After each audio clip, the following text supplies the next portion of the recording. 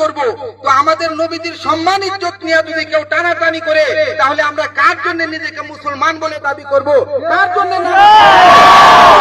রাখবো? আমাদের নবী আমাদের ইবাদত, আমাদের নবী আমাদের ঈমান, আমাদের নবী আমাদের কলিজা।